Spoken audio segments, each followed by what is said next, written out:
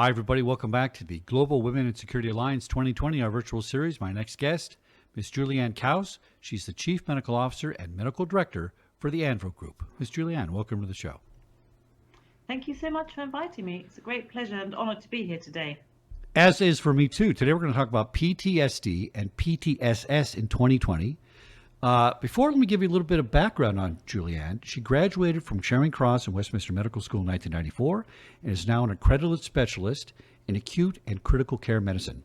Alongside her hospital work, academic research, and quality improvement credentials, Juliane has traveled all over the globe and enrolled as a flight doctor, conducting aeromedical retrievals and providing international medical assistance.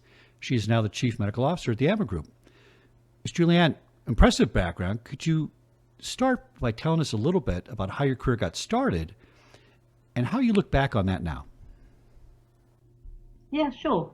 So I went to university in London, to Charing Cross Medical School, which was opposite the British Parliament, the Houses of Commons, in the heart of London, and it closed its door in 1993. It was one of those old British institutions with wood-panelled walls, separate common rooms for seniors, juniors, men and women, the kind of world that doesn't exist anymore. And our teachers were highly experienced and mostly very wise people from a different era. We learned a huge amount of resilience and community spirit from that generation.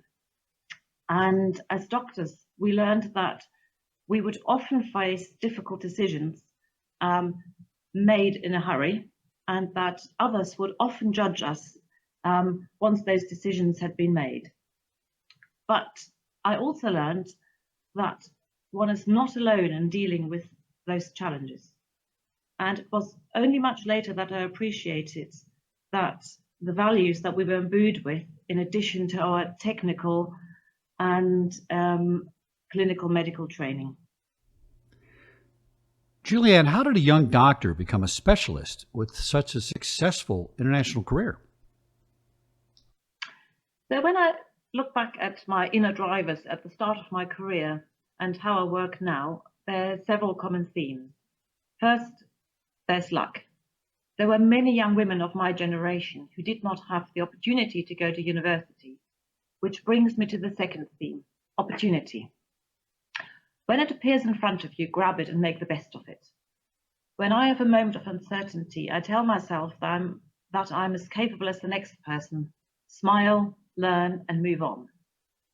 So many women that I know are filled with self-doubt and an expectation of perfection. And we pass by opportunities assuming that others will be better than us. With all this luck and opportunity, a good dose of determination is needed to succeed. And I don't just mean the glorious moments of attending a graduation ceremony or getting that job or promotion or being recognized for an achievement. What has really made the difference in my life is to carry on being determined at times of disappointment and failure. That's when the greatest learning occurs, and that's when the lessons are remembered. Above all, I've had the luck and opportunity and determination to seek out mentors, and those are people who continue to support my personal and professional growth. I'm curious how you deal with stress now. I imagine that a career in intensive care medicine and international medical assistance has put you in many stressful situations. You're absolutely right. There have been countless stressful experiences, especially in the early part of a medical career and on aeromedical retrievals, when not only the patient's condition, but also the environment is uncontrollable. And you always wonder, could you have done something more? Could you have done something different? And often there's not. I've learned that for me, there's a lack of control over a situation that provokes a stress response. And I think this is probably true for most people. However, there came a turning point which I remember vividly. A patient was seriously ill in our intensive care unit, and I had worked all night to keep this person alive.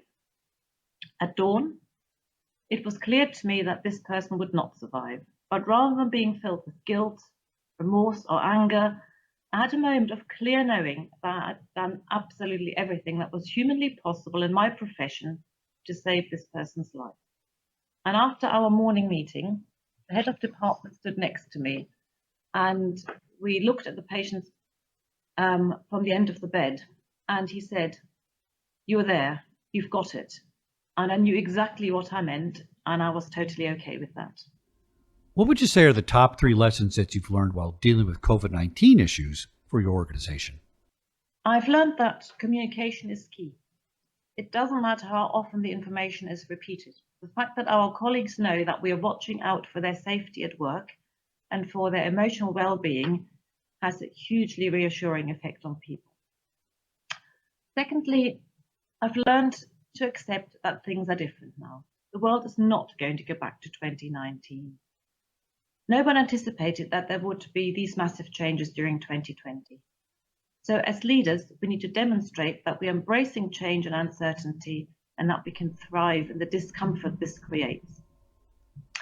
Acknowledging this can be really hard at times, but has immeasurable benefits on other people in the organization as it creates a wave of we are all in this together and we're going through this together. And lastly, learning from mistakes. None of us knew what we were doing in terms of treating COVID, managing our staff, providing a service, and official guidance changed sometimes twice a day during the early days of the pandemic. The best way I have found of dealing with this is to remain calm, focused on what can be done, and there's always something that can be done, and to remain determined to do the best with all the available resources, and that includes information, and communicating this as well as possible. Some decisions, of course, would have been wrong with hindsight, but I call that learning. And this approach avoids unhealthy stress reactions. There's been a lot of discussion in the media about PTSD, PTSS, and COVID-19. Maybe you could tell us a little bit about the difference between post-traumatic stress disorder and post-traumatic stress symptoms. I think that's a fine point that many people might not realize. Sure, and it's really easy to confuse post-traumatic stress symptoms and post-traumatic stress disorder. So I'm really glad you asked me that question, because most of us will experience post-traumatic stress symptoms at some point in our lives. So it's important that we all understand it. And they're rather long words. So from now on, I think I'll use PTSS and PTSD.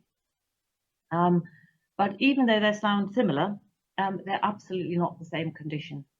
Both are associated with a feeling of fearfulness or feeling nervous, avoiding an activity or place associated with a traumatic event.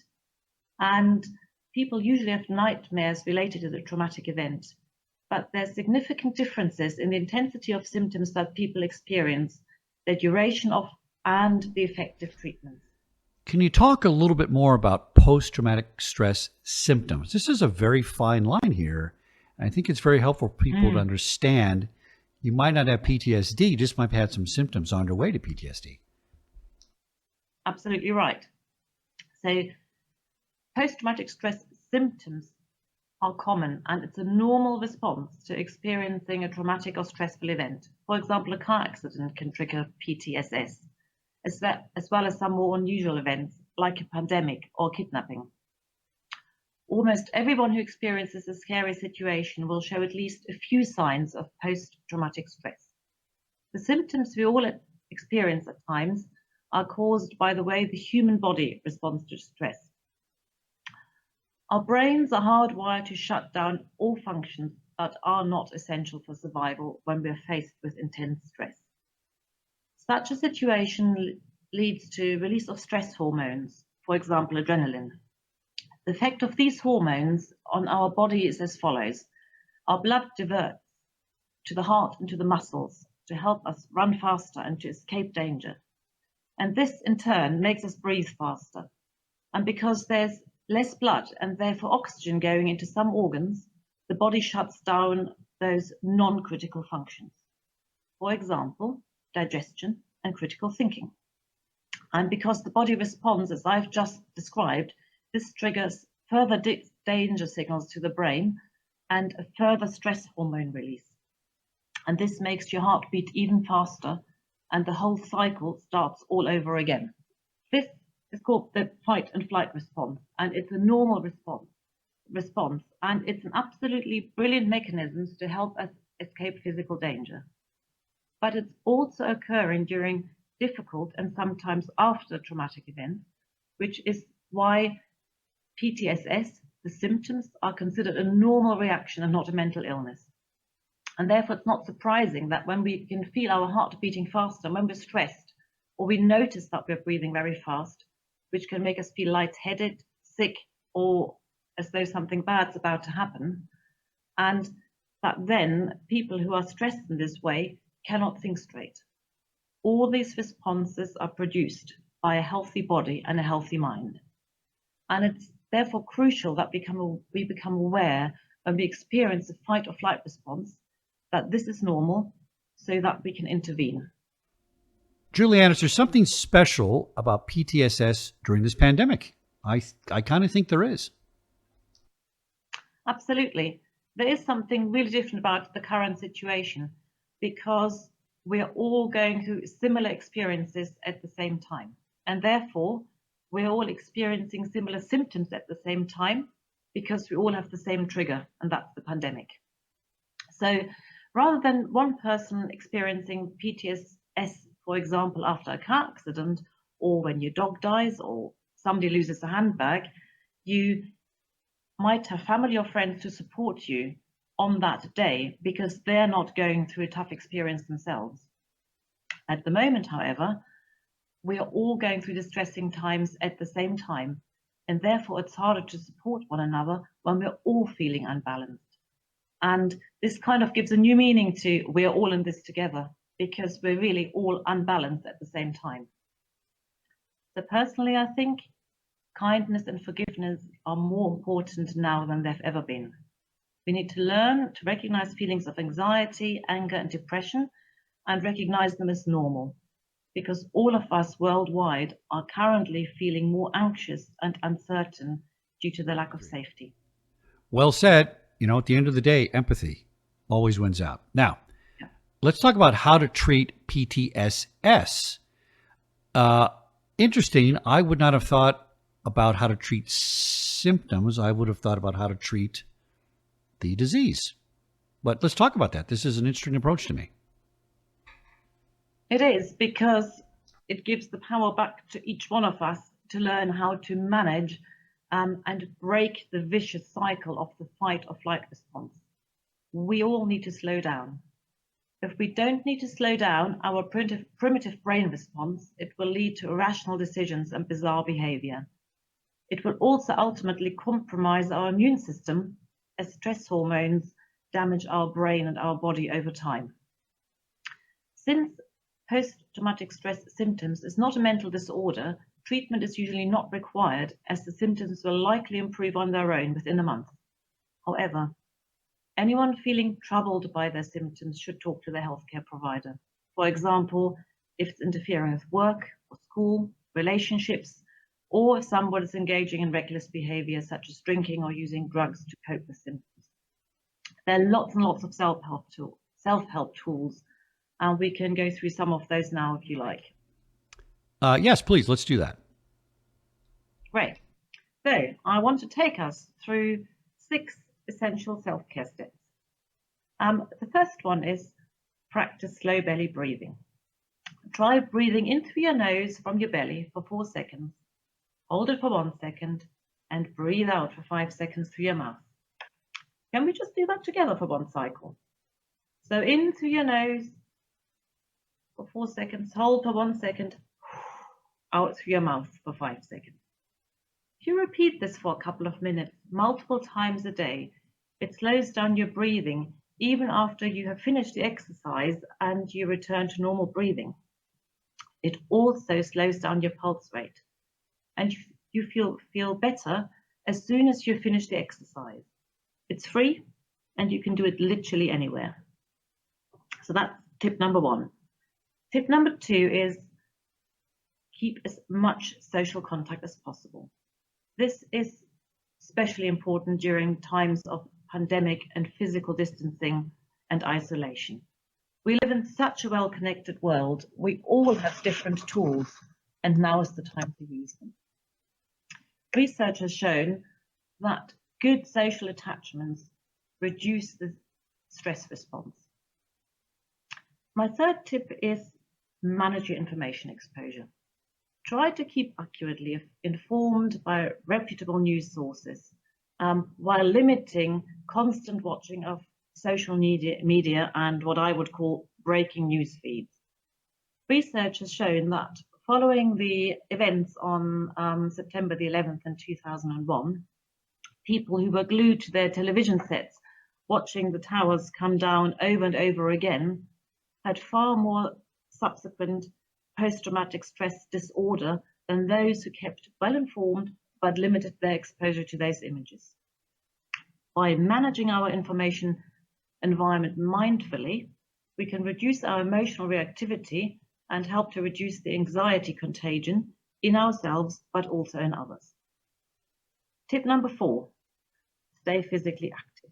At a safe distance, of course, and whilst many exercise facilities are currently closed around the world, we can all keep exercise going in our own living spaces or in an open outdoor area that is safe.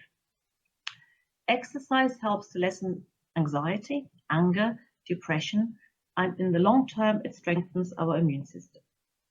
If you're feeling ill, even with a common cold, intense exercise is clearly not recommended. However, mild exercise, such as going for a walk, might still be really helpful. Tip number 5, maintain a sense of purpose and lean into your spirituality.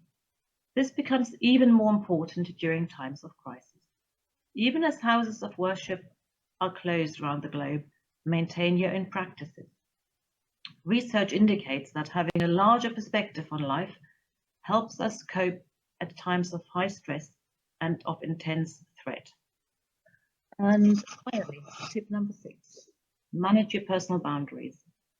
For many of us, our personal boundaries have become smaller and our freedom of movement has become restricted as social distancing is practiced and travel is curtailed. It doesn't help to dwell on what activities we currently can't do. Rather, we need to bring our boundaries in closer and control what we can control.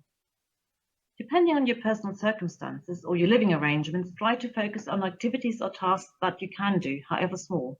For example, if you enjoy reading in solitude, but you live in a crowded apartment, get up 5 minutes before everybody else. And if you have a balcony, go out and read your book. Watch the sunrise. Do what makes you happy. These small victories of intentional activity and completed task allow us to feel a sense of control and of agency, which can reduce our emotional reactivity. Juliane, beyond these 6 tips, is there a bonus tip perhaps? Well, there is something called adaptive engagement.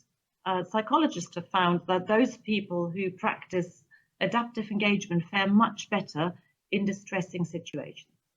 For example, if you always stop for coffee on your way to work to catch up with your colleagues, and that's suddenly gone, you're missing a big social part of your day. You can't replace it as such, but you can do something else instead, and that's the next best thing. Meet up every morning for a virtual coffee. Make time to have a chat and have a good laugh. In other words, we are remaining flexible to changing conditions around us, and we're leaning into what we can do, what we can control, and this allows us to remain resilient. Juliane, I have to thank you. I feel much better prepared to deal with stress now. I always was pretty good at it, I must say, given my police training, but these are things I never really considered. I always was thinking you had to tip into being diagnosed with PTSD in order to start getting better, but let's cut it off before we get there by dealing with the actual symptoms. Absolutely. It's absolutely brilliant. Now, let's tell everybody about post-traumatic stress disorder and why that is a clinical condition and it is different than the symptoms themselves.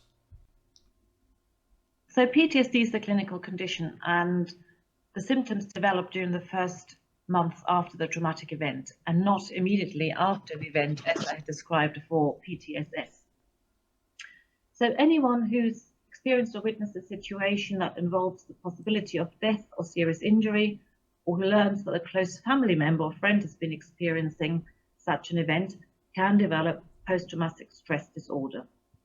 It's not completely understood why some people who are exposed to a traumatic situation develop this disorder whilst the majority don't. In a small number of cases, there may be a delay of months or even years before symptoms start to appear. This is common, sadly, in all types of abuse. Some people with PTSD experience long periods when their symptoms are less noticeable, followed by periods where they get worse.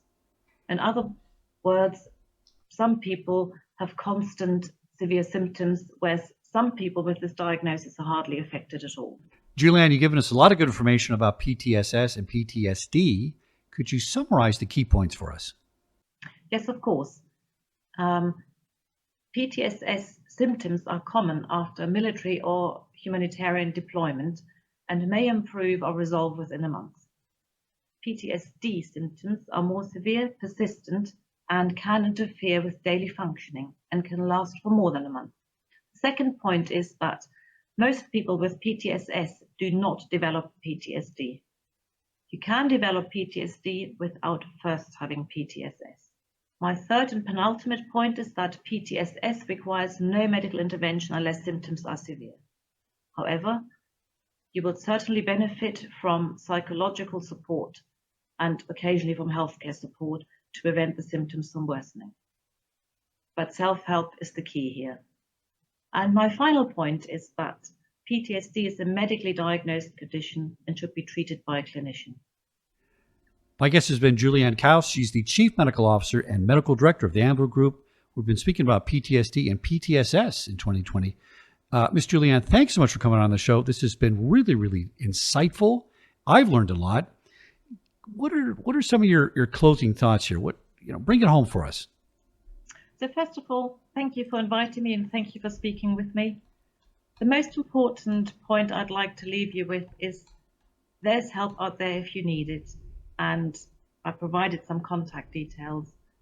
Help can also be your family, your friends, not just clinicians. And secondly, I'd really like to say to everybody who's watching this conversation, hang in there. This pandemic will pass.